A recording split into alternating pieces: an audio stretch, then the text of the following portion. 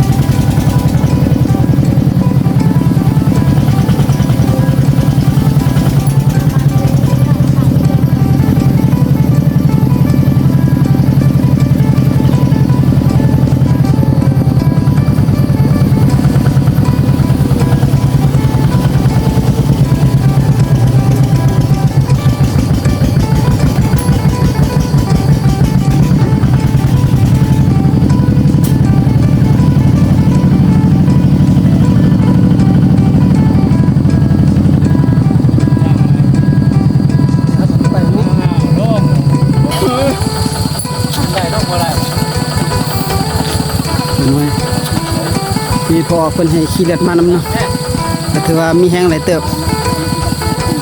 ย้อนเวลาไปหลายเติบเนาะจะน้อยวันจะน้อยจะน้อยจับไม้นี่นะจับไม้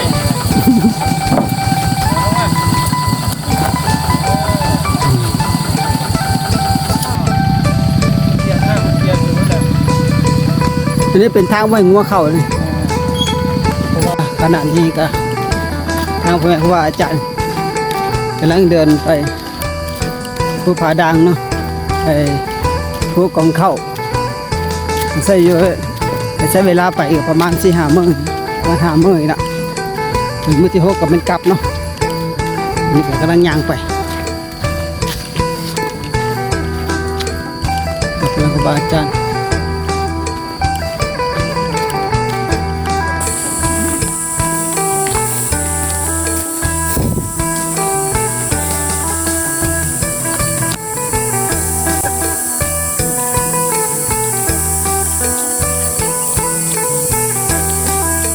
เห็นไหม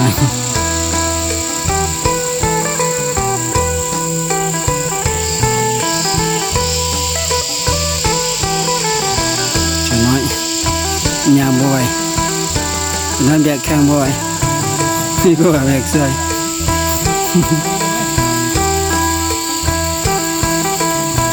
ไม่ยังตัวเปล่า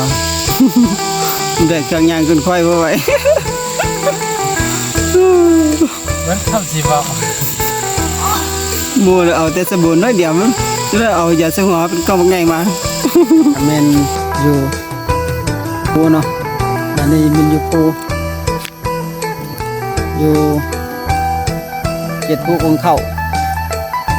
วิวยามเช้านี่ก็ว่าอาจารย์กับตัวน้อยมาแต่ตัดน้ำนะตัวน้อยมันนำวิวบรรยากาศยามเช้าประมาณนี้เนาะเมื่อคืนนี่พักคืนนี้เมื่อคืนนี่นะเงียบสงบดีเงียบสงบดีเมื่อคืนนี่ก็เงียบสงบดีเนาะมื้อนี้คือที่สองมื้อที่สองเมื่อวานมาฮอดเมื่อวานนี่ก็ประมาณฮอดพี่ก็ประมาณ1 โมงย่างมาพักที่นี่พักที่นี่เนาะ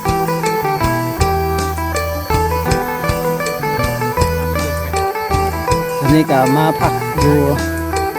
เป็นภูของเขาเนาะเป็นภูของเขาอยู่ธรรมชาติตอนเช้าๆเนี่ยประมาณนี้แหละ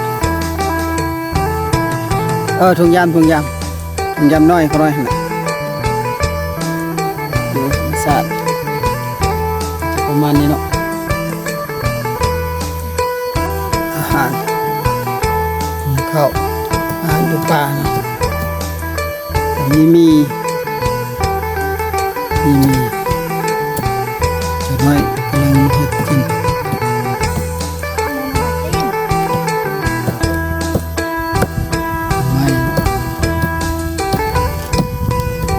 บรรยากาศอยู่ป่าอยู่ดงก็ประมาณนี้นี่ก็ภูของเขาโอ้เป็นแล้วเดี๋ยววันนี้เราสิไปฮอดภูของเขาแล้วมั้ง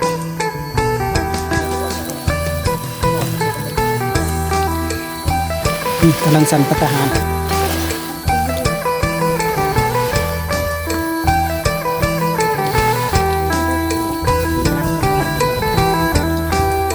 กำลังสั่นอาหารยามเช้ามาม่าปลากระป๋อง จบ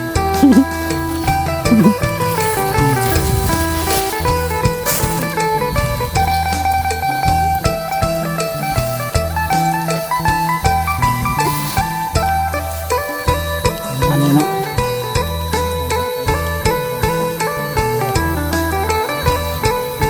นี่ก็แม่นเอาบรรยากาศสัตว์อาหารอยู่ป่าอยู่ดงบ่แม่นอยู่ไร่อยู่นาเด้ เออ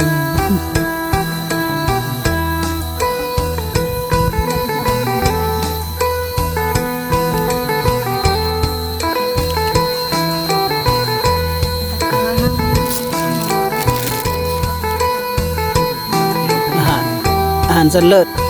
โอ้ยสุดยอดเลย อยู่ในป่ามันดึงอาหารสันเลิศ ทาน หาได้ยาก เบียร์ยังไม่พอเลย อินเดียยังกินแต่กะหล่ำเลย ไปยังไม่พอเลย อินเดียยังกินแต่กะหล่ำ อินเดียกินแต่กะหล่ำอินเดียนะกะหล่ำดอกขั่วกะหล่ำดอกต้มกะหล่ำดอกนี่สินะสดน้ำกะหล่ำดอกนี่สินะภาพบรรยากาศแม่ครูบาอาจารย์วันนี้เป็นมื้อที่2การมาเป็นผู้ผ่าเป็นผู้ขอควายเนาะ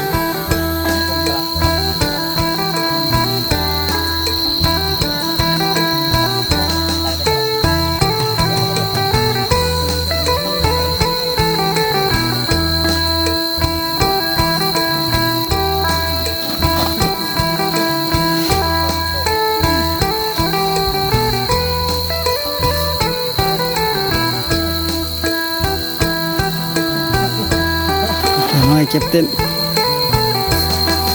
เพิ่นน้อยเดียวนึงยังเตรียมบ่ร้อน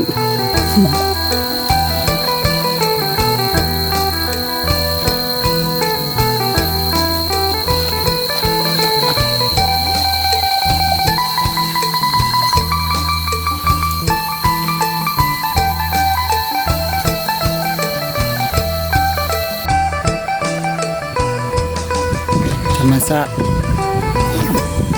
เลยมาพักแวะส่งน้ำส่งทาเดี๋ยวเอาเดินต่อไปภูของเขา